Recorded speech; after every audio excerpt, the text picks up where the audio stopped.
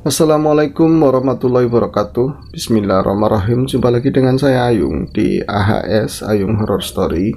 Seperti biasa kami akan menyajikan satu cerita horor untuk kawan-kawan semuanya. Semoga kisah-kisah dari kami masih tetap bisa menghibur. Dan apa kabar hari ini? Semoga semua dalam keadaan baik, sehat, dan selalu bahagia tentunya. Kami harapkan seperti itu. Langsung saja ke cerita. Ini adalah sebuah kisah dari Mas Agus di Banyumas, menceritakan sebuah pengalaman horor yang terjadi di tahun 2015 silam. Saat itu Mas Agus juga istri baru saja pulang kampung, bukan di hari lebaran. Mas Agus sengaja nutup warung karena pengen istirahat total istrinya, supaya istrinya bisa istirahat total pulang kampung yang lebih adem, yang lebih sejuk udaranya, karena istrinya sedang ngandut, sedang hamil dalam kehamilan muda. Belajar dari pengalaman pada saat kelahiran pertama, pada saat mengandung anak yang pertama, Mas Agus dan istri kehilangan anaknya di usia muda ya, atau keguguran, dan ini nggak boleh terulang lagi. Kehamilan yang sudah lama dinanti harus dijaga baik-baik, makanya ya wis ngalahin nutup warung. Nanti gampang kalau misalnya kandungannya 1-2 bulan sudah siap, sudah kuat, nanti gampang berangkat lagi ke Jakarta kalau memang istrinya mau ikut. Kalau enggak ya mendingan istri di kampung, kan seperti itu. Sebelum pulang ke kampung, Mas Agus ngomong sama istri, "Dek, nanti kalau pulang, meskipun kita sudah ada rumah sendiri, rumah kan belum rapi. Ada beberapa bagian seperti ruang tamu, teras belum di keramik. Terus ada juga beberapa bagian di tembok itu kan belum diplester. Mendingan ini ya deh ya, nanti pulangnya ke rumah emak aja ya, ke orang tua saya." "Ya udah Mas, gak apa-apa, lagian ngumpul sama saudara-saudara kamu kan jadi rame, saya juga seneng lihat bocah-bocah." Akhirnya ya tadi, ketika pulang kampung, pulangnya ke rumah orang tuanya Mas Agus. Seneng kan kalau misalnya ada keluarga gede pada rukun, terus ya rumah tua begitu kan. Kakak-kakaknya Mas Agus yang dua itu sudah punya keluarga, dan ada bocah-bocah kecil, ada ponakan-ponakan, jadi rame. Nah, ketika malam, datangkan malam jam 11, jadi sebagian besar anak-anak sudah pada tidur, tinggal yang tua-tua. Yang ngobrol nggak bisa panjang lebar, cuma sebentar, lalu keduanya istirahat, dan pagi baru mulai mereka itu rame ketika tahu kalau Agus dan istrinya pulang. Ya biasalah, bagi-bagi pecingan, bagi-bagi jajan, oleh-oleh, seperti itu. Namun apa yang direncanakan kemudian berubah. Istrinya yang awalnya itu katanya seneng rame, banyak anak-anak, banyak keluarga, nampak murung ketika gabung sama keluarga. Akhirnya Mas Agus kan ngomong, "Kamu kenapa dek, kok kamu kelihatannya murung, kelihatannya kamu nggak bahagia." "Ini saya nggak bisa istirahat Mas, kalau kayak gini berisik terus, apalagi ponakanmu yang kecil itu loh, yang masih bayi, masa nangis terus sih. Semenjak saya datang diem sebentar terus nangis lama kayak gitu, gimana nanti saya bisa istirahat?" "Nah terus kamu maunya gimana?" "Kita ke rumah sendiri aja Mas." "Aduh," kata Agus, "ngomongnya gimana ya, emang hak kakak saya untuk tinggal di rumah sendiri, tapi ya baru dipersiapkan kamar, mereka juga tahunya mau tinggal di situ, malah minta pindah di rumah sendiri, kan gak enak." Namun ya demi kebaikan istri, akhirnya Agus ngomong sama keluarga, dan alhamdulillah keluarga bisa memahami. Kemudian ya sore itu pun Mas Agus itu pindah di rumahnya yang baru. Meskipun ada beberapa bagian, terutama keramik bagian depan dan plester tembok yang belum diplester, tapi bagian dalam itu sampai dapur nampak bersih. Dan alhamdulillah, artinya adiknya yang diamatin buat jaga rumah, buat bersih-bersih rumah itu melaksanakan tugas dengan baik, nggak cuma-cuma ngasih uang kiriman buat tambahan sekolah, buat tambahan jajan. Nyatanya adiknya itu bisa merawat rumah dengan baik. Dan Siang itu pun, sore itu pun mereka ya di rumah tersebut. Sempat ditemani oleh Yayu ya sama kakaknya sama anaknya, namun cuma sebentar. Jam 4 sore kemudian Yayunya Mas Agus pulang dan nampak istrinya langsung rebahan. Ya Allah, kasihan istri saya. Dia memang benar-benar kelihatannya itu sangat lelah. Sebelum istrinya terpejam, aku sempat nanya, "Kamu sudah asar, Dek?" "Udah Mas, tadi sih pas lagi Mas ngobrol sama Yayu saya kan sempat asaran." "Oh ya udah. Mau tiduran, jangan lupa baca doa. Ini kan tidur sore sebenarnya nggak bagus. Tapi saya ngantuk banget." "Ya wis." "Oh iya Mas, mau minta izin sebentar ya. Mas mau ke warung." "Mau ngapain sih Mas, saya kan sendiri." "Oh ya kan tetangga kita ada di depan juga jalanan, bukan di tempat makan di dalam kebun." "Iya sih, saya mau beli rokok, nanti juga sebentar pulang." "Ya wis, jangan lama-lama." Akhirnya aku itu pun keluar rumah. Namun aku memang sudah merencanakan kalau misalnya nanti hari inilah sore dia niatnya mau ketemu beberapa orang tua, karena memang sudah ketemu saudara semuanya. Dia pengen ketemu beberapa orang tua yang sudah sepuh di kampungnya, dan ini adat sudah lama turun-temurun di keluarga Agus. Kalau misalnya lama dari merantau itu pertama mula ya harus ketemu sama keluarga. Kalau ada rezeki mecingi ngasih lah, terutama sama anak-anak, terus orang-orang sepuh. Lalu kemudian di tetangga-tetangga yang pada tua-tua begitu ya, sudah pada manula, terutama kalau yang laki-laki seenggak-enggaknya ngasih rokok. Kalau yang buat nini-nini yang sudah tuir banget itu yang ngasih jajan, nah ngasih uang buat beli kapur sirih. Ya walaupun tahun berganti itu adat seperti itu masih dilakukan sama Mas Agus. Nah, setelah pulang dari warung, setelah beli rokok, Agus itu menyempatkan diri, saya mau datang ke rumah Pak Karsed. Pak Karsed itu udah tua banget, yang paling tua. Saya niatnya nggak mau lama-lama, pokoknya sebentar, wong istri tidur ini. Nanti setelah ngobrol ngasih duit, ngasih uang buat jajan, buat beli rokok, saya bakal segera pulang. Nah, dia itu kebenaran Wakarsat itu rumahnya nggak jauh dari warung, cuman agak masuk gang ke dalam. Dan kalau misalnya terus gang itu masuk ke dalam itu semakin gelap dan jatuhnya itu ke pelataran makam atau di pintu makam. Dan Wakarsat sendiri adalah seorang juru kunci kuncen makam. Usianya itu sudah hampir 90 tahun, sudah sangat sepuh ya. Nah, itu ketika dia sampai ke rumahnya Wakarsat, ada itu cucunya, Om Agus pulang, pada salim kan. Yang dari Sendongan, yang dari belakang anak-anak kecil pada salim semua. Ya aduh, untung bawanya cukup ini duit, dikasih 2.000 5.000 ya kan. Orang anak pada senang, pada salim. Ya sudah, mau ketemu sama itu Mbah ya, sama Buyut ya, itu ada cicitnya. Iya Mbah, di mana Buyut, di mana? Buyut masih belum pulang, di sawah katanya. Oh ya sudah, nanti gampang Om kesini lagi. Sebelum dia balik badan, dia mau balik badan, begitu ada suara nenek-nenek, siapa kayak ini, siapa ya, itu ada siapa di luar. Aduh, saya mau balik lagi, lama ini kalau ketemu sama nini-nini. Itu istrinya Ki Karsa, namanya Dapi, Nin Dapi. Mbah, oh ya Allah, siapa ya, dipegang-pegang. Itu kalau umur itu lebih tua suaminya, tapi matanya itu ya masih bagus mata suaminya. Kalau istrinya itu sudah katarak, udah mata tua. Gimana sih kalau dia itu ngiyakinin seorang ini siapa, itu biasanya dipegang-pegang, dan itu ya digini-gini, dimuk-muk, ini siapa ya, dia keluar sambil perembetan, sambil pegangan daun pintu, dipegang-pegang mukanya. Siapa ini, siapa? Agus Nyai.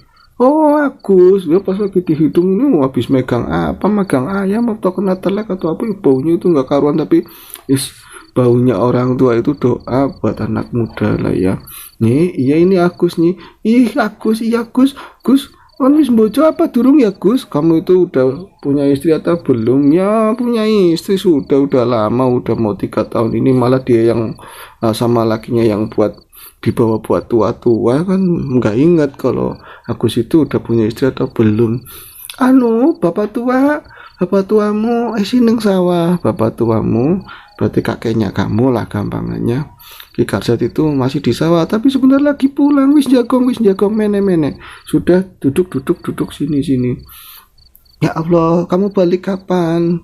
Kamu itu pulang kapan? Semalam. Iya sih hangat nemen. Iya masih hangat nyai, jam 11 semalam. Daning baliknya bengi-bengi. Kenapa pulangnya malam-malam? Dari sana sih nggak malam, sampai sini malam. Iya ya. Nyidap itu bilang, kok gawe banyu ya Sri, gawe banyu Sri. Oh nggak usah, saya cuma sebentar. Bisa nih sebentar, oh masih siang. Udah sore begini siang apa terus sore lah yang orang tua ya.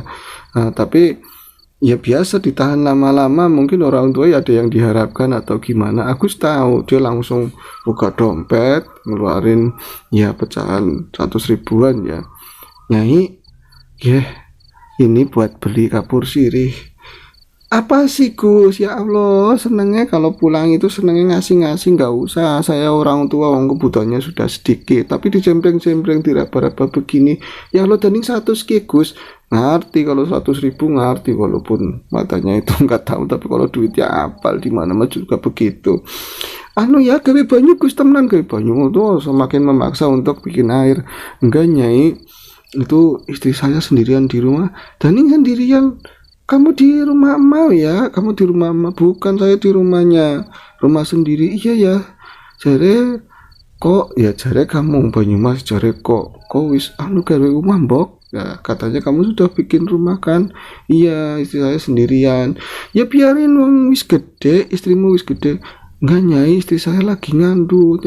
Ya Allah, anak isine maning. Tepat. Iya, pinter teman gawene, katanya pinter teman bikinnya. Jangan ditinggal loh, jangan ditimbal lama-lama. Wis gagian balik. Curang hati kata Gus, udah dapat duit aja disuruh pulang. Tadi aja suruh bikin air. Orang Gus, sepertinya tahu isi hatinya Agus. Bukannya kamu suruh pulang, saya udah dapat ini pecingan, bukan Gus. Astagfirullahaladzim, Agus itu kayak apa ya, ucapan di dalam hati Agus itu tahu, awas ini orang ya. Agus jadi lupa, jadi malu sendiri. Bukan Gus, soalnya lagi rame memedi Gus. Aduh, rame memedi gimana nih? Iya kon tau orang ngerti ya. Engkau wis primen ya. Oh, kamu udinan apa orang ya Gus? Kamu itu penakut apa enggak? Ya saya kalau ngeliat hantu ya takut, kalau nggak ngeliat ya nggak takut, kalau diceritain ya nggak takut Nyai.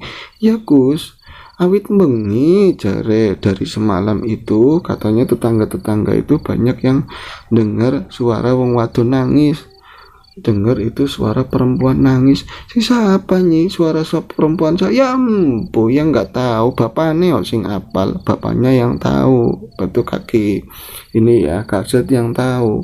Nah itu lagi rame-rame begitu, Karset itu bawa pacul lonjong baju ya, padahal sudah 90 tahun tapi badannya itu masih ya kotak-kotak orang tua, keling banget.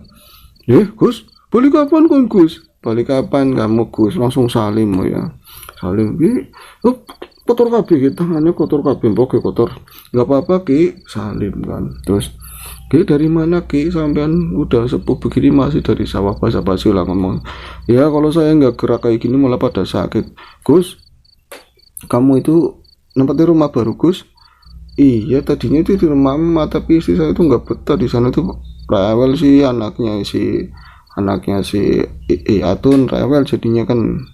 Oh iya ya kamu sudah punya rumah sendiri walaupun belum diplaster kan, dalamnya udah bersih ya, udah rapi Ki. Iya Pak, Agus istrinya lagi matang maning, Agus istrinya lagi hamil lagi. Apa iya? Kamu istrinya sudah hamil lagi? Kemarin tuh guguran ya Gus ya? Iya ini saya istrinya sudah hamil lagi Pak Agi. Oh, tak kongkon hati-hati Pak, tak saya suruh hati-hati soalnya itu semalam wisana wong wadon nangis, itu banyak yang dengar ada bangsa maya-maya atau bangsa halus yang itu yang nangis-nangis, yang pada tahu ya Pak ya. Usah ngomong kayak gitulah. Kamu kayak gitu nanti aku malah jadi gimana. Memang kenapa sih Ki? Memang ada orang yang nangis-nangis Ki? Ada hantu apa yang dengar orang suara nangis itu siapa Ki? Ya enggak Gus, wong ya ceritanya gimana ya? Ini Gus, kemarin sore itu kan ya malam sih meninggalnya itu. Berarti kemarinnya lagi kamu belum pulang. Itu ada orang kampung kita yang meninggal. Terus siapa Ki? Ya kamu kenal apa enggak ya wong kampung seberang sana. Orang tua udah sawit tak lima apa ya mak, ya si bocah nemen katanya masih bocah dibandingannya sama dia sih yang udah 80-an lebih. Oh namanya siapa, kamu kenal apa enggak? Supia. Ki Supia. Agus itu mendengar kata-kata Supia itu kaget luar biasa. Kamu dengar nama Supia belum diceritain gimana kenapa ada orang nangis sudah kaget begitu langsung pucat Gus. Ki maksudnya Supia mana Ki? Supia kamu seberang kali sana yang dekat sawah rumahnya Ibu Supia Ki yang orangnya cantik itu. Iya lo Ki bapakmu seneng nemen gemien katanya. Si Mbah seneng banget kalau ngeliatin Supia wong ayu lintu wis umur tapi masih cantik. Nah emang kenapa Gus? Enggak yang meninggal bener itu Ki. Ya siapa, saya masa bohong meninggal bukan buat main-main lah Gus. Enggak Ki, ini berarti saya salah lihat ya Ki ya. Saya lihat gimana? Ya Allah, itu semalam sih siapa, kata Agus. Agus itu diem. Ya nenek-nenek sama aki-aki itu jadi berpandangan bocah gimana jadi pucat mendengar kata Supi ya kan. Gus, emangnya kenapa? Enggak Ki, enggak apa-apa. Saya salah lihat apa gimana ya Ki? Semalam kan saya pulang karena memang berdua terus istri lagi kayak gitu nggak mungkin kan saya itu pakai ojek. Akhirnya kan saya pakai beca terus suruh tukang beca suruh pelan-pelan karena istri saya lagi hamil muda. Iya terus ya itu pas di tikungan sana Ki ya di dekatnya jembatan saya lihat Supi ya Ki. Tobat nggak Supia beneran apa Gus? Supia siapa? Supia Sejen, Supia yang lain mungkin. Demi Allah, saya lihat Supia, ya Supia itu yang dekat sawah rumahnya, yang orangnya kalau pakai baju ini ya, minting-minting, ya kayak sinden, kayak sinden. Iya, kerudungan itu pakai bajunya bagus. Saya malah bingung sama istri. Saya kan namanya saya itu naik becak ya, dia itu udah di dekatnya ini di dekatnya gardu sana di dekat pos. Dia itu lagi berdiri di situ. Saya juga bingung dari kejauhan apa iya itu Ibu Supia. Kenapa ya jam 11 malam berdiri sendirian di situ gelap-gelap apalagi di gardu nggak ada orang. Lah terus Gus ya pas beca itu sampai ke tadi ya dia berdiri saya nyapa kalau saya kenal saya bilang Bu sibuk nopo gitu kan lagi ngapain itu cuma diem Ki. Nah terus istri saya itu ngomong kok Mas tadi ketika Mas kita ngelewatin orang itu kok saya merinding banget. Istrimu juga lihat? Istri saya lihat. Aduh wis mati ya Mak, bener ya Mak? Ya wis mati nemen kan sampean yang ngubur sendiri yang bikin liang lahat yang merintah orang juga sampean. Iya ya bisa nih ya Gus. Kamu lihat Gus? Saya lihat demi Allah Ki. Tapi memang ada yang aneh. Anehnya gimana? Tukang beca itu pas saya bayar, terus dia ngomong lagi mau pulang. Mas, itu sampean tadi nyapa ada ngomong, Bu, sibuk nopo sama siapa Mas? Ya sama ibu-ibu. Oh, barangan Mas, sampean. Itu ngomong seperti itu saya, tapi saya kan capek terus keburu orang rumah pada datang pantesan tukang becak ngomong seperti itu. Oh ya berarti tukang becaknya nggak lihat cuma kalian berdua yang lihat. Aduh Mak wujud Mak fisik Mak di sana di pertigaan. Tobat ke bocah dua ilmu apa sih punya ilmu apa sampai ngawengi warga sampai ngawengi memperlihatkan diri sama orang-orang wong ketes katanya baru saja meninggal Kak ngapain nangis ada perkara apa ada sedih-sedih apa punya ilmu apa sampai kayak gitu. Berarti orang itu emang benar-benar sudah meninggal sudah dikuburkan ya iya saya ikut ngubur semua ikut ngubur Jadi bukan di makam sana kan ada makam. Enggak, kalau keluarganya Supia semua kuburannya di sini. Saya yang rumatin kuburan itu saya tahu semua kok. Malah keluarganya bilang, "Oke, taruh di depan bapaknya ya." Iya, saya taruh di depan bapaknya, saya bikin yang di situ. Ya Allah sih, semalam saya salah lihat apa gimana? Orang salah Gus, orang salah, nggak salah. Karena apa? Wong, rame kok ning pasar sing esuk. Dari pasar itu sudah rame. Jadi beberapa orang itu katanya mendengar tangisan, ada suara perempuan nangis. Ya perempuan nangis itu perempuan tua, itu suaranya ya Supia, suara Supia. Malah istrinya Kardi sing ngajine bareng, istrinya Kardi itu sering ngaji ibu-ibu bareng lah. Itu bukan cuma lihat, dia tuh ngelirik di hordeng. Itu benar, yang meninggal itu ya Supia itu. Ya Allah, akhirnya Gus, anu ya Gus, kon bukan ngusir, kok balik bagaimana? Katanya kamu itu pulang aja. Iya ini harus pulang dulu, saya jadi khawatir sama istri saya. Lah istri kamu di rumah sendirian berarti? Sendirian Ki. Ya udah pulang dulu. Nah, itu langsung ngeluarin duit lagi. Ki, ini buat beli rokok Ki, buat beli rokok. Loh repot-repot, ini aku wis tinggain Bapak Nek. Saya itu udah dikasih, ini dikasih lagi. Nggak apa-apa. Aku langsung salim permisi. Itu dia tuh setengah berlari. Om Agus, ke anak Isa turun dingin pecingannya, nanti kesini lagi. Langsung dia itu ya terobos kebun supaya nyampe cepat rumah. Alhamdulillah ketika buka pintu rumah itu sepi, lampu belum dinyalain. Itu ternyata dia itu keluar agak lama ya, sekitar jam 5 lebih dia baru sampai rumah, lampu dinyalakan. Melihat ke kamar ternyata alhamdulillah istri saya masih tidur aman. Lah saya bangunin apa ya, udah jam segini. Akhirnya istrinya dibangunin.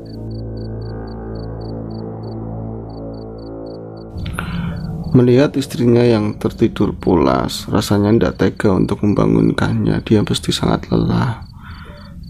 Perlu istirahat apalagi sedang hamil begitu ya. Namun kalau misalnya nggak dibangunin, ini udah terlalu sore, juga nggak bagus tentu ya. Apalagi sebentar lagi sandakala. Aduh, kasihan kamu Dek. Akhirnya dibangunin. Dek, bangun Dek. Bangun, diuyak-uyak gitu pokoknya ya. Pinggangnya diuyak-uyak gitu kan. Dek, bangun Dek, udah sore Dek. Dek, bangun. Orang kok tidur pulas banget kayak gini, apa secapek itu ya? Dek, bangun Dek. Dek, bangun. Itu dia miring, istrinya itu miring. Mungkin dia mulai terjaga kan. Pas itu langsung jengkelek, astagfirullahaladzim. Istrinya itu langsung bangun kayak orang ketakutan, orang kaget. Mas itu kamu mas. Ini saya Dek, langsung meluk. Mas dari mana, dari tadi itu dari mana? Ya mas di sini, nggak kemana-mana. Padahal itu dia habis pergi kan. Kamu mimpi apa? Istighfar. Astagfirullahaladzim. Kamu mimpi apa Dek? Aku Mas, ibu-ibu itu di mana ya Mas? Ibu-ibu itu di mana? Ibu-ibu siapa? Kamu itu tidur sendirian di sini sama saya. Ya ditemenin dari tadi. Paling Mas keluar sebentar tadi beli rokok. Dari tadi juga Mas di depan kok. Mas kan ninggalin saya kan? Enggak ninggalin kamu. Ninggalin apa? Mas, aku berarti mimpi Mas. Nah, kamu mimpi apa? Enggak tahu Mas. Aku mimpi ya. Tadi perasaan kayak lagi baru pulang kampung semalam, terus saya naik becak sama kamu, terus pas lewat jalan kampung itu yang mau udah masuk ke kampung kita, kayak ada bolongan jalan itu, terus toto kita mau jatuh Mas. Itu becaknya mau kebalik, terus bannya rusak. Akhirnya sih kita sih nggak apa-apa, aku kan turun.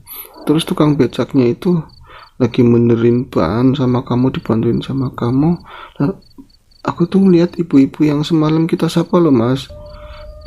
Mendengar suara itu, mendengar istrinya katanya ngeliat ibu-ibu yang semalam kita lihat itu kan berarti Sophie ya. Aku situ semakin tegang. Loh terus gimana Dek? Mas emang kenapa Mas? Enggak, terus gimana ngeliat ibu-ibu itu?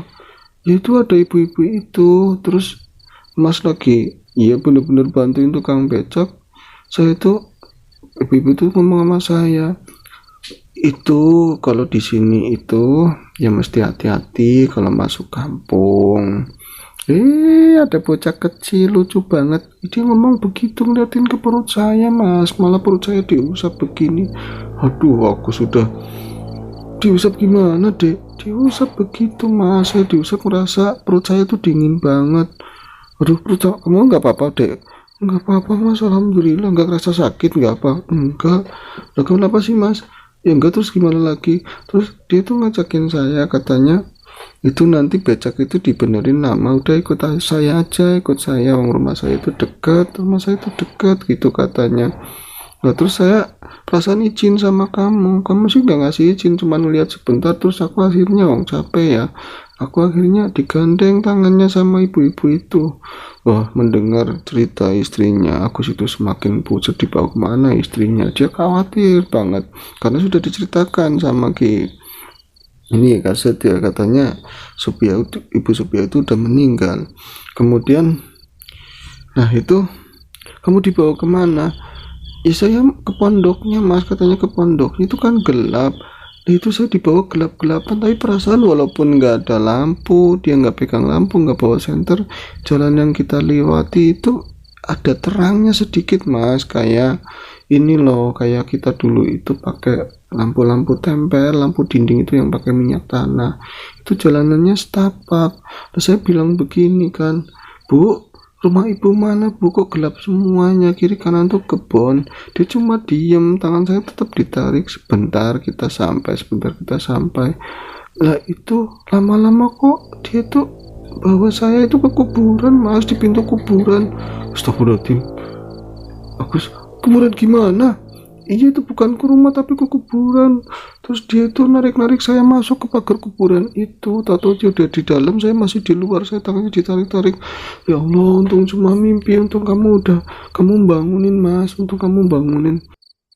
Aku mendengar itu jadi panik, dia itu sangat khawatir. Kenapa ya sosok Sophia yang katanya sudah meninggal kok bisa-bisanya dia itu nemuin istri saya di mimpi, kemudian bawa-bawa ke kuburan.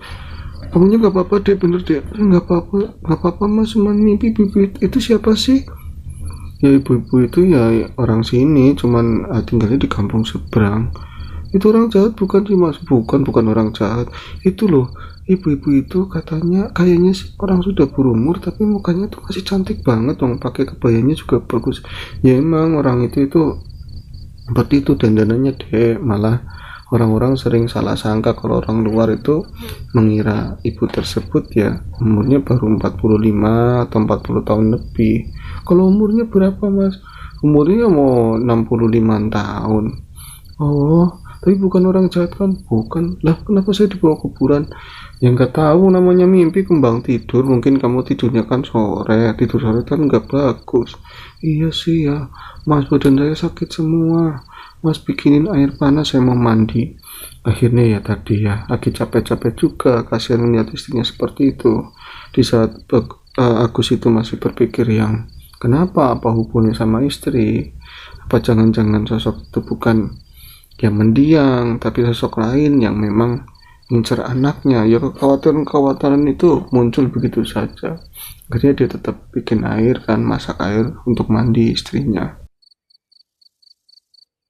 Malam itu sehabis maghrib, ya namanya hamil baru, istrinya bagus, ya tadi nyidam mungkin ya, minta dibeliin mie tek-tek. Mas, beli mie tek-tek, Mas. Aduh, bingung, tadi lagi sore mintanya dibikinin nanti habis maghrib, dibikinin nasi itu apa ya, apa, telur mata sapi. Udah dibikinin telur mata sapi sekalian telur yang di dadar, takutnya kayak kemarin waktu di Jakarta bikin telur mata sapi dan udah dikasih telur mata sapi, mintanya yang di dadar. Akhirnya bikin dua versi. Itu masih salah, pengennya mie tek-tek. Oh ya udah, ini kan malam ya, deh, Mas, keluar dulu, itu kan tempatnya agak jauh, ada di pertigaan. Tapi aku kan sendirian, Mas, masa mau ditinggal? Iya ya, masa kamu sendirian di rumah? Mas, aku ikut, Mas. Loh, kamu lagi kayak gitu ikut gimana? Ya saya gimana emang? Masih masih muda kan, kayak gini masih sore nggak apa-apa kali, Mas. Gimana ya? Ya udah, Akhirnya mereka berdua itu keluar. Terus karena memang tempatnya memang jauh-jauh nggak jauh ya, jalan kaki aja wis. Dan memang tempatnya si Agus kan di depan jalanan, kiri kanan juga banyak tetangga, walaupun kadang-kadang ada di sela rumah itu ada kebun kecil, masih terbilang ramai untuk habis maghrib. Mereka berjalan, ada juga tetangga yang lihat pasangan itu, baru melihat kan, Gus, balik kapan Gus? Ya Allah, bagus balik. Anu ya, istrinya tambah cantik, sehat mbak. Oh, salam-salaman kayak gitu kan. Kalau ada nini-nini tua ya pecingi. Ya jatuhnya kalau misalnya beli mie tek-tek paling 10.000, ada mungkin 50.000 habis sepanjang jalan mecingi wong. Yang ngasih-ngasih orang tua seperti itu kan. Nah, ketika beli mie tek-tek itu ternyata mie tek-tek itu apa ya, mie jualan mie pinggir jalan itu, pinggir jalan, mie yang gerobakan itu lagi dilayanin. Ternyata di sana itu ada tetangganya Agus, kawan sekolah dulu ya, namanya Jupri. Nah, istri sama istri ngobrol, Agus agak minggir ngerokok kan. Nah, Jupri ngomong, Gus, kamu denger apa enggak Gus? Denger apa? Kamu ngomong ya saya denger. Enggak, lagi rame Gus, lagi rame setan Gus. Rame setan apa? Kamu kemarin itu ya, kamu denger kan Sophia meninggal? Jangan keras-keras, istri saya tuh penakut. Saya denger emang dari Karsad. Oh iya Gus, masa Gus kemarin malam baru dimakamin sore hari Gus. Terus masa malam-malamnya warga pada denger katanya itu jadi gentayangan Gus. Nangis Gus, nangis ngeriang, nangis bener-bener nangis. Yang bener ya bagus, padahal aku sudah dengar kan dari istrinya Kikasa, tapi pura-puranya nggak ngerti. Nangis gimana? Aneh Gus, kalau misalnya orang kan taruhlah dia mau jadi setan, entah korinya atau apa gentayangan wis, yang ditakut-takutin itu kan orang yang punya masalah sama dia, yang punya sangkut paut dulu permusuhan atau utang piutang atau pernah apa. Lah emang ini gimana? Itu Gus, rumahnya kan jauh di seberang sana. Jadi kalau dihitung-hitung, kalau dipikir-pikir, dari beberapa warga yang mendengar suara tangisan Sophia, itu ditarik lurus dari rumahnya itu sampai ke makam Gus. Loh. Artinya lewat rumah saya kelewatan dong. Kalau dia itu bawa kerandanya lewat rumah kamu. Tapi kan kamu semalam belum di rumah. Iya ya. Kalau kamu semalam di rumah, hasil kamu dengar, karena setiap rumah yang dilewatin keranda itu ketika mengusung jenazah itu semuanya juga dengar suaranya Sophia itu Gus. Nangis ngeriang, ya Allah kalau malam-malam mending. Nah itu jam 8:30 ya, itu ya malam ya Pri. Ya maksudnya kalau malam-malam larut malam, setan kan biasanya keluarnya tengah malam atau menjelang pagi. Itu kan masih sore Gus. Iya ya, hati-hati Gus. Kamu tinggal di mana sekarang? Mama kamu mah beres di sana, nggak, bukan trek, bukan jalurnya. Saya tinggal di rumah saya sendiri yang baru. Aduh Gus, takut-takut ntar malam malah bunyi lagi nangisnya Gus. Tapi katanya Ki Karsad kalau malam ini nangis-nangis lagi, ada suara tangisan si Sophia itu, katanya mau didatengin ke makam Gus. Maksudnya ya mau diberesin, mau doa bersama, dicari kenapa harus seperti itu, kenapa ada tangisan Sophia, dan semuanya itu yang diteror warga-warga yang rumahnya itu kelewatan keranda. Iya ya, kamu ikut Gus kalau memang ada nangis-nangis lagi? Enggak, saya masih capek, saya pulang kampung, baru pulang kampung.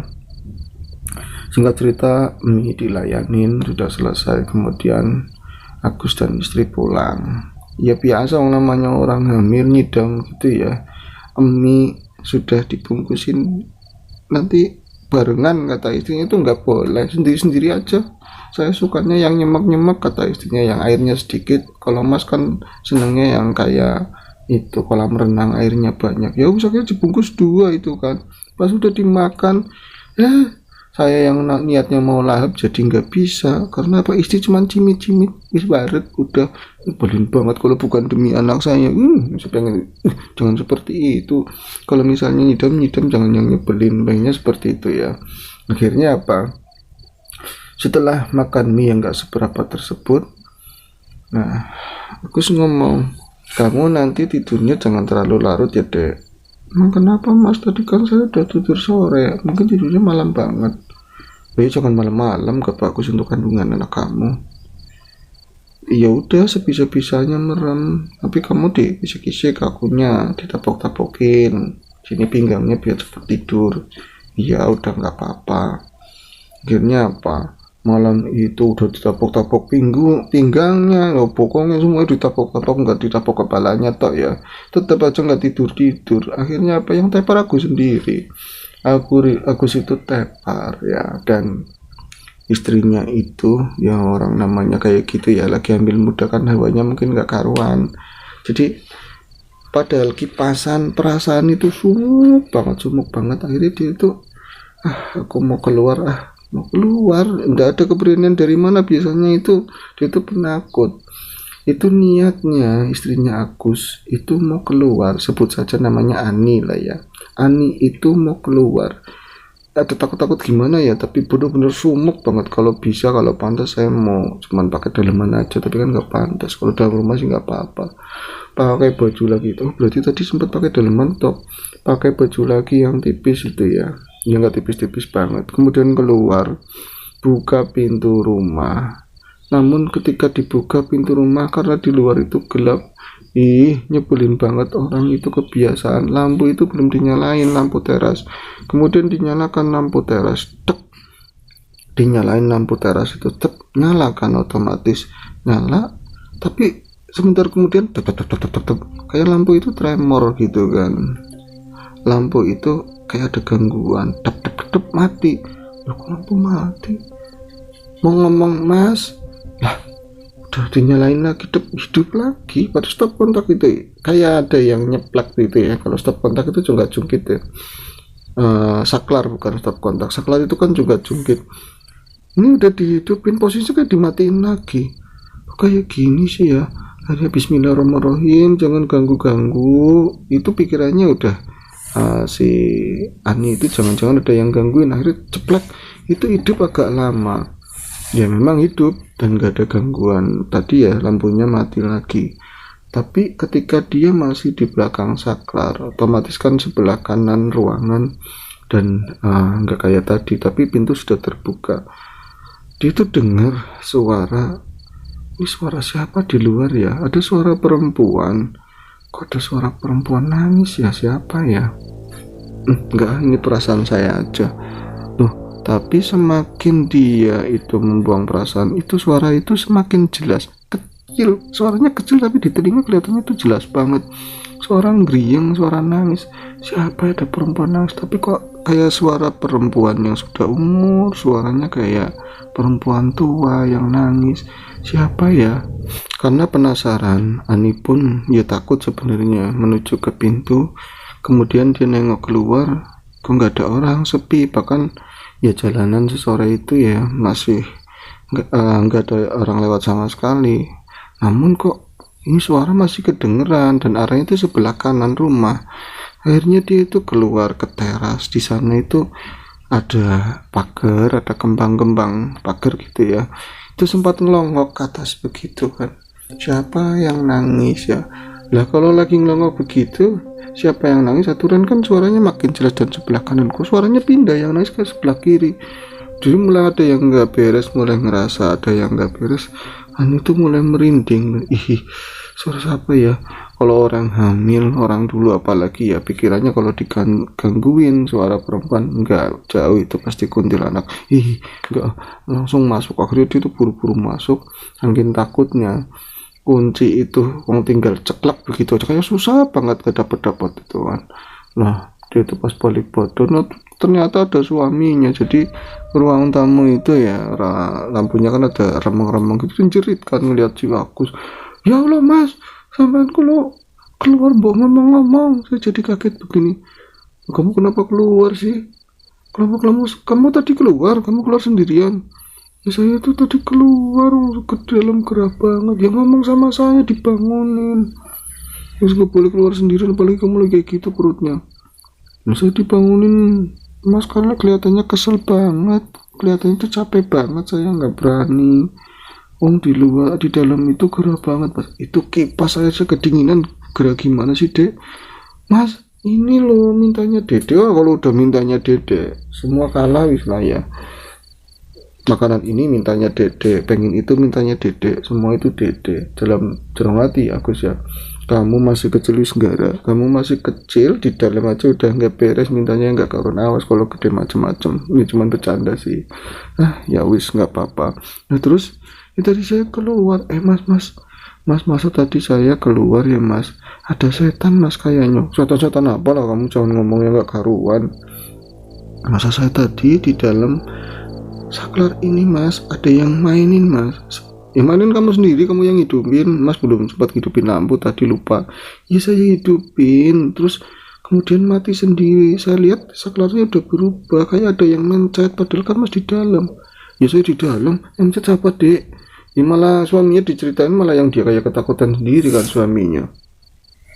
Iya mas, terus aku hidupin lagi, dimatiin lagi sampai 2 kali loh. Terus itu kok hidup? Ya saya baca bismillah. Oh belum baca bismillah ya, pantas digangguin. Oh. Terus lah itu pas saya di dalam itu dengar suara orang nangis. Oh mendengar kata-kata istrinya, suara orang nangis. Ini kok persis kayak yang diceritakan sama temennya saya, kata Agus kan. Terus kata Ki, Gaza juga begitu. Dek, suara perempuannya itu tuh apa? Masih muda dek. Suara perempuan tuh di mana dek, di mana? Mas jangan ngomongin itu, di situ kok, di pagar, di balik pagar. Sekarang masih ada apa enggak dek? Enggak ada tadi. Itu lagi ngomong kayak gitu, kedengeran lagi. Agus itu dengar suara nangis lagi. Dek, masuk dek, mas itu denger mas, sampai dengarkan. Langsung kunci pintu, masuk lagi dia kan. Akhirnya itu masuk, Agus masuk, malah ya ngumpul kayak bocah kecil di kamar semuanya. Dek, itu paling itu ya tetangga rumah kita yang ada stres itu kali dek. Enggak ada, orang itu kan udah dibawa, udah dipindah lagi, kita bikin rumah katanya udah dipindah di saudara. Ya siapa tahu itu dibawa ke rumah sini lagi. Dia kan kadang-kadang menangis tertawa sendiri. Iya sih, tapi aku merindingnya kayak ada setan mas. Kamu pernah ada setan gimana? Ya wis tidur. Itu mereka itu akhirnya berusaha tidur, benar-benar bisa tidur tapi lama. Namun akhirnya istrinya si Ani memang benar-benar tidur. Kemudian Agus itu yang jadi kelip nggak bisa tidur. Nah ketika dia itu nungguin istrinya, pengen supaya bisa tidur, lagi-lagi istrinya itu terjaga dengan ya kayak orang mimpi buruk dan benar-benar kaget. Lah kamu kenapa lagi dek, kok kayak gini lagi kayak tadi itu, kayak tadi sore itu kamu kaget mimpi lagi kamu. Mas, aku mimpi lagi mas, ketemu sama perempuan itu mas, ketemu perempuan yang lagi kita naik becak itu, dibawa ke kuburan. Masa mas dia nunjuk kuburan baru, terus kuburan itu mengerikan banget mas, gelap begitu kan kuburannya itu, masih banyak masih banyak kembang-kembang kuburan. Terus masa di samping nisannya itu bolong mas, kayak ada bolongan itulah. Enggak mas, waduh mas, ayo kita pulang ke rumah mama aja yuk mas, pulang ke rumah mama. Pulang ke rumah ini malam-malam loh dek.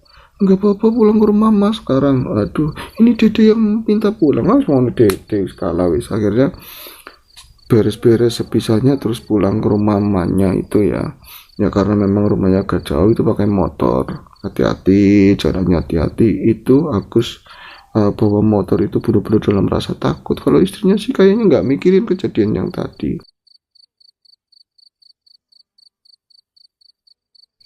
Kemudian setelah Agus membawa istrinya itu pulang ke rumah orang tuanya, ya sebenarnya Agus sendiri malu, cuman ya keluarga memaklumi.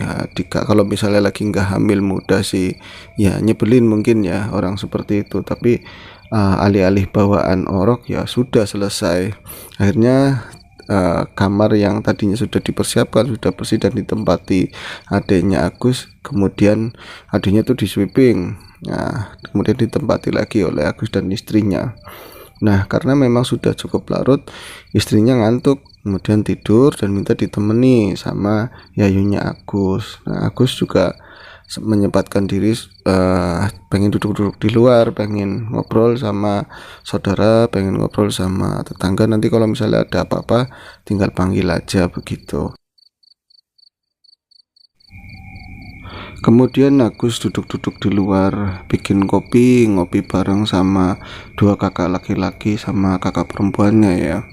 Namun ngobrol belum lama, tahu-tahu ada dua orang itu jalan di depan rumah itu dengan tergesa-gesa. Itu adalah Parmin dan juga Simon. Loh, Gus, kamu pulang kapan, Gus? Ya saya mau nanyain sama kamu, saya belum pulang, masih di rumah sendiri. Enggak, saya serius, pulang kemarin, Gus.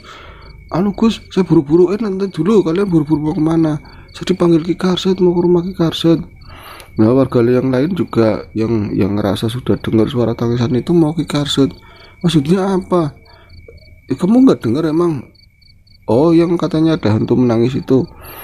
Iya, makanya tadi itu kan Ki Karset udah ngomong kemarin kalau misalnya ada tangisan Sophia lagi, nanti mau doa bersama di makamnya. Ya tadi itu ya pada ngomong ada suara tangisan lagi, mencakap banget Gus, ini keadaan udah darurat banget Gus. Ikut Gus yuk, ikut yuk sana. Ya sana Gus, ikut buat pengalaman, kata kakaknya yang perempuan. Pengalaman apa yuk, kayak gini mati ini kok pengalaman. Akhirnya saya juga mau ikut Gus, kata kakaknya ya, kakaknya Bagus yang cowok. Nah Mas mau ikut Mas? Ikutlah, iseng-iseng hitung-hitung ya, ngalamin horor-horor sedikit daripada pusing Gus. Ya Gus ikut Gus, batirnya akeh katanya, temennya banyak, tidak apa-apa.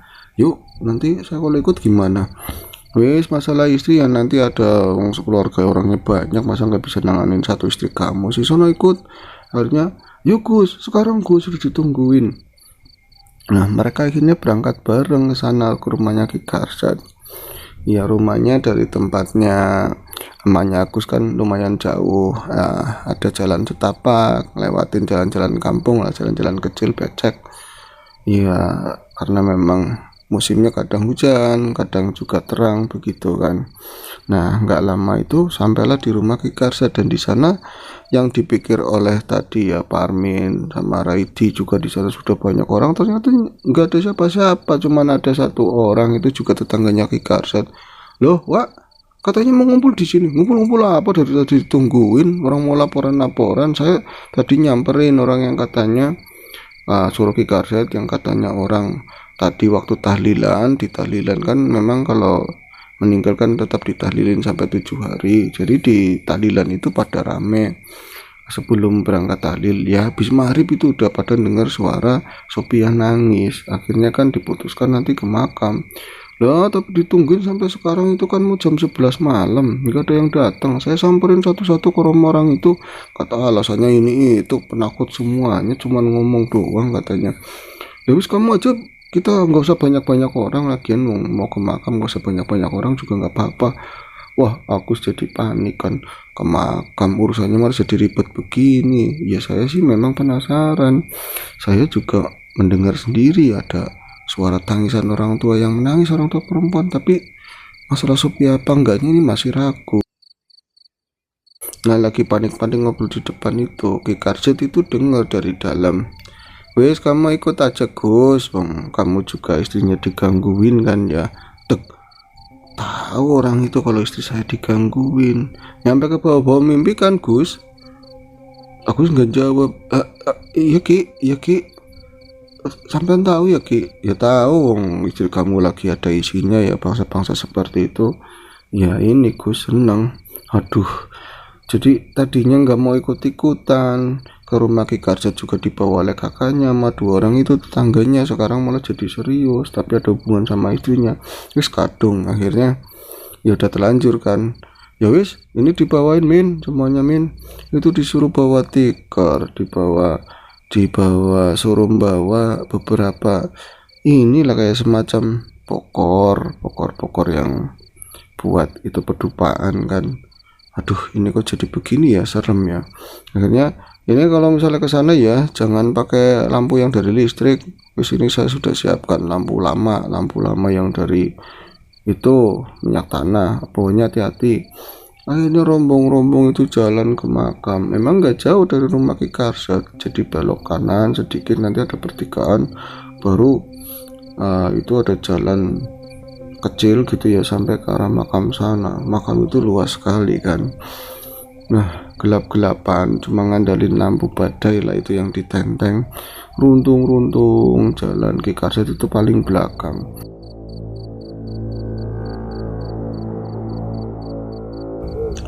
Itu semenjak perjalanan dimulai ke makam, masnya Bagus nggak ngomong banyak, cuman sekali dia bilang, "Jamblayu Gus, anak papa jamblayu, nakut-nakutin, kalau ada papa jangan lari, kalau ada papa jangan lari." Nah itu semakin dekat ke makam, ya perasaan Bagus semakin dagdikduk. Kayaknya sih sama kayak teman-teman yang lain, warga yang lain yang ikut itu ada berlima ya sama Ki Karset, berarti 6 orang. Karena nampak mereka itu nggak banyak ngomong, berarti ya mereka ada di pikiran masing-masing, berpikir mungkin satu hal atau hal yang lainnya. Kemudian nggak lama sampailah di pintu makam, langsung begidik, langsung merinding si Bagus dengan disambut ada pohon beringin yang cukup gede. Dan di area makam tentu ruangnya kan agak terbuka, jadi nampak jelas ada gundukan, ada nisan-nisan yang kelihatannya cuma siluet, ada kembang-kembang kamboja yang cukup tua. Jadi aduh, kok jadi kayak pemburu hantu begini, biasanya saya lihat paling di TV, kok jadi kayak gini kan. Terus Ki Karset bilang, "Bismillah yang pada hati-hati, niatnya yang bersih ya, jangan yang macam-macam, wong namanya kuburan. Gak usah takut, wong kuburan itu kena wong mati, wong kuburan itu tempatnya orang mati. Jadi mereka lagi sibuk urusan masing-masing di alam kubur, di alam sana. Jadi nggak bakalan nakut-nakutin kalian." Terus kalau dirasa-rasa di kuburan itu justru adem, bisanya adem Ki. Kalau siang aja panas. Ya bukan masalah adem yang gimana, orang itu kalau doain dari rumah arahnya kan ke kuburan semua. Jadi di sini banyak ayat yang kemari. Ya logikanya pakai seperti itu kan, ngadem-ngademin Ki Karset. Akhirnya masuklah ke pintu makam. Mereka itu seolah-olah berebut di paling tengah, karena ya namanya dewasa apapun kalau di situasi kayak gitu juga kan menyeramkan, apalagi ada kejadian teror yang memang lagi berlangsung, bukan waktu dulu atau mitos atau apa. Nah tapi entah Agus entah yang lainnya pada saat masuk ke makam itu nggak mendengar atau merasakan sesuatu yang hubungannya sama Supiah. Mereka itu justru merasa rada tenang. Nah itu ada yang nyelemong, ada yang ngomong, "Ya udah ditutup sama Ki Karset lah, biar kita perasaannya tenang, biar kita nggak ngeliat apa-apa ya Ki." Cuman Ki Karset cuman seperti itu. Kemudian mereka berjalan pelan-pelan menghindari nisan demi nisan. Loh, kuburannya Supiah itu agak jauh ya.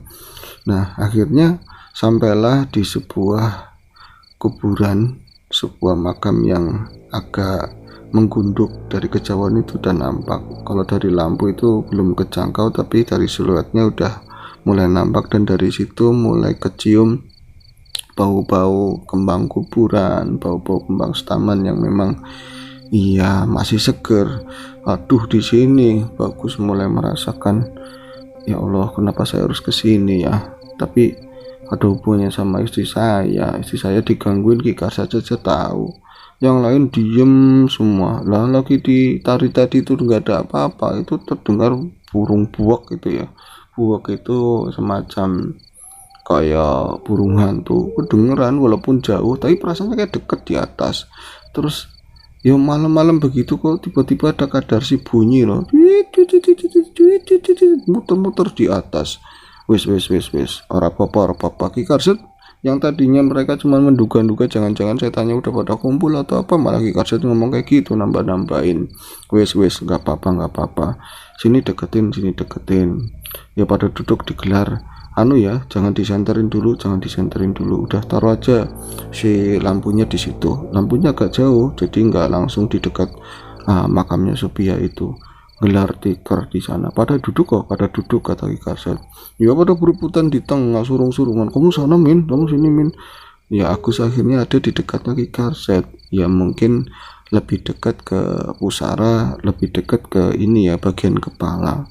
Terus akhirnya itu Ki Karset mulai membakar semacam ya orang dulu, apalagi daerah kidul ya, bakal semacam setanggi atau kemenyan wukuf lah seperti itu di situ. Kemudian mulai baca-baca doa. Nah setelah baca doa itu kan ya lagi doa itu pada ngikutin saya ya, terus pada doa sebisanya. Kemudian setelah selesai didoain, ada doa khusus bagi mayit ya, setahu Agus baca doa seperti itu. Kemudian Ki Karset bilang, ya Sopi ya, kamu ada urusan apa sih ya? Saya tahu kamu dulu semasa hidup ya pernah ada di kehidupan yang berbeda sama orang-orang, pernah jadi orang punya, pernah kehidupannya cukup, pernah jadi sesuatu, jadi orang yang disanjung-sanjung, jadi perempuan yang paling cantik, walaupun akhirnya kamu kecewa dan terbuang. Ya itu kan masa lalu, dan setiap orang itu punya masa lalu.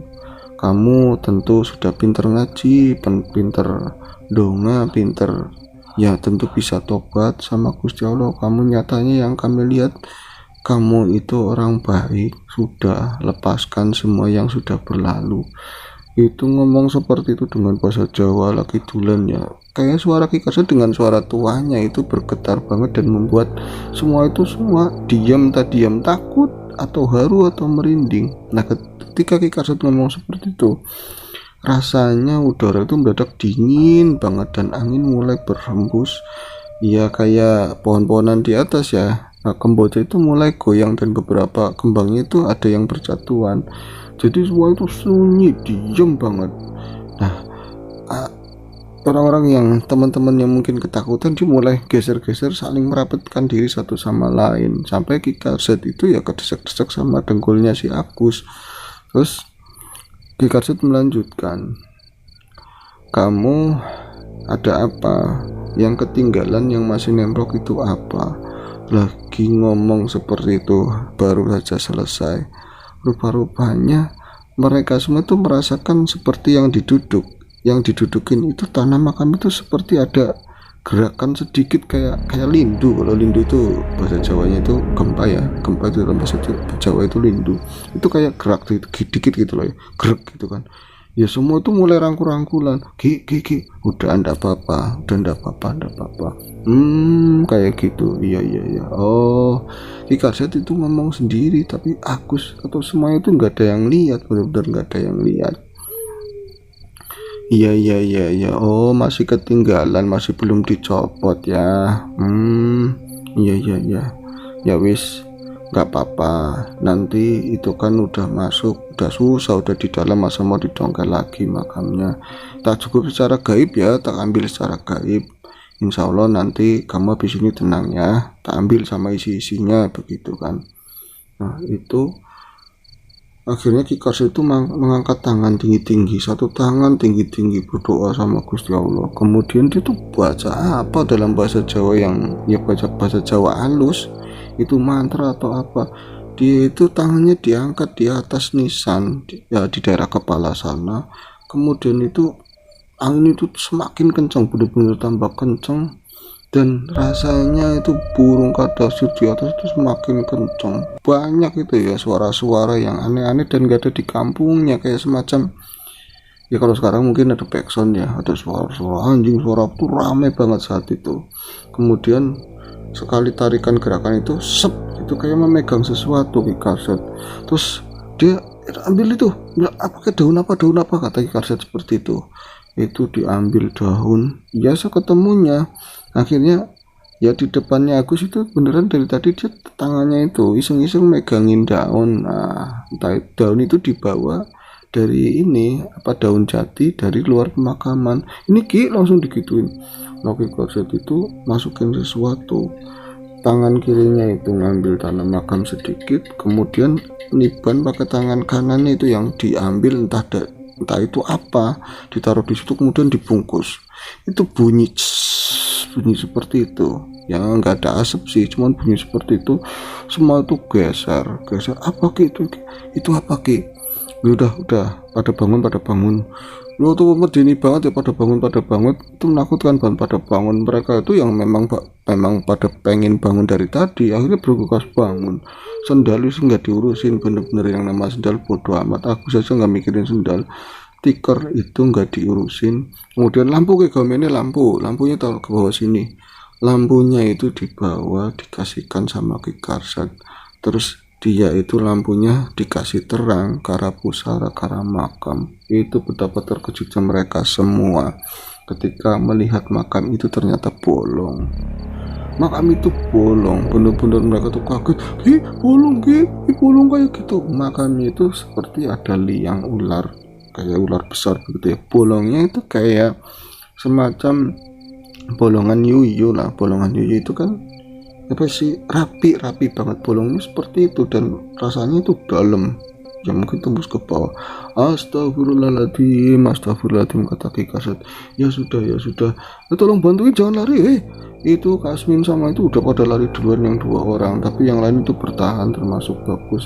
Ini bantuin diurukin lagi, didoain subhanallah alhamdulillah wala ilaha illallah akbar, ditutupin lagi bolongan itu. Dan ya aneh, kalau kelihatannya itu jauh ya, kelihatannya itu dalam, tapi ditutup berapa timbunan tanah itu langsung udah rapat, bahkan dipupuk sama Ki Karset, sudah tenang, insya Allah tenang, ndak apa-apa gitu, langsung rapat dan keras.